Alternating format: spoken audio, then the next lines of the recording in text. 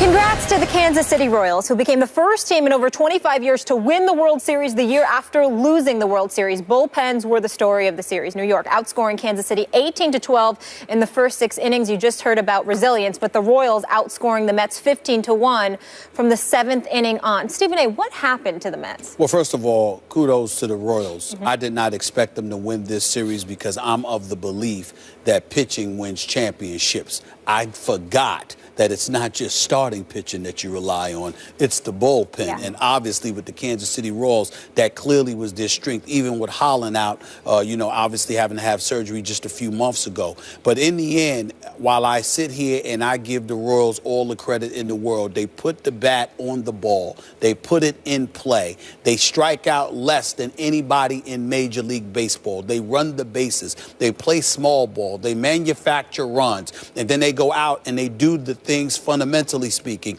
that you need to do in order to win. The one thing that I think, however, must go, we have to speak on, it can't go unnoticed. The Mets had a lead in Game 1.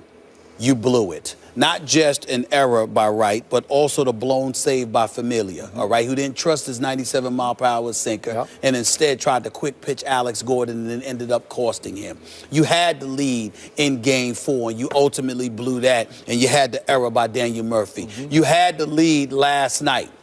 Matt Harvey was sensational, answered the bell, pitched 8 complete innings. I had no problem with Terry Collins sending him out there to pitch, but he should have yanked him once he walked Kane. He should not have let him pitch to that second batter. Kane stole second, and then Hosmer smacked that shot, and ultimately Kane came home.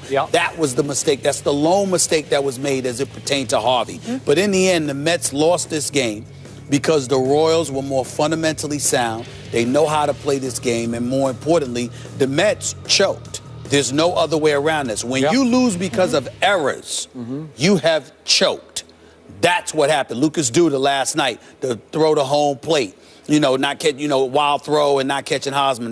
That you could have ended the game right there. He messed up. So it's Duda, it's Murphy, and by the way, Cespedes, didn't show up. Daniel Murphy didn't show up. They won't be back next year. They played well through the playoffs, but when the World Series arrived, your hitters didn't hit and your defense committed errors, and it was against the most fundamentally sound team in baseball. That's why the Kansas City Royals are the champions. If Lucas Duda just makes a decent throw home, they're going back to Kansas City for Game 6, That's right? That's right. And he overgrips the ball and threw a big curveball that the catcher couldn't even flag down. And all of a sudden, the heart fell out of the Mets. They were devastated again. Here's my bottom line to this World Series. The Mets turned back into the sad sack Mets. And you've been in New York a long time. You've covered a lot of Mets. You know the Mets.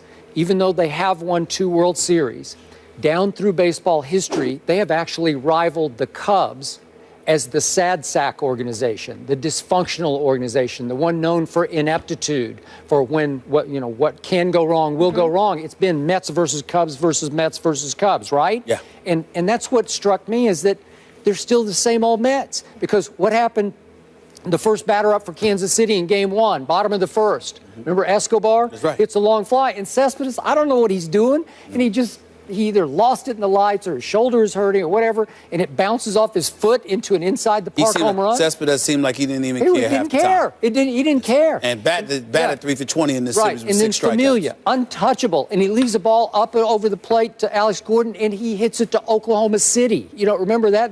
That devastated the Mets right there. And then you lived and you died by Daniel Murphy, because he was Babe Ruth to this point, and then he never looks like a second baseman to me anyway. He looks like a power hitter playing second base. He was also 3 for 20. Yeah, 7 terrible. strikeouts. He was terrible. Yeah. And then he botches that ball. He botched another ball in the 12th inning last night that opened the floodgates.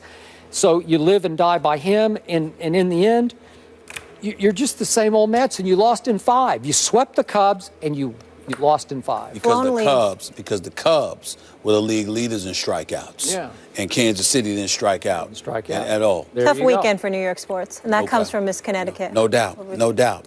Congratulations to Kansas City. They deserve it. Yes. They're 2 of the best ever, and both of their teams are 7-0. But does Peyton's team hold the edge over Brady's bunch? Find out next.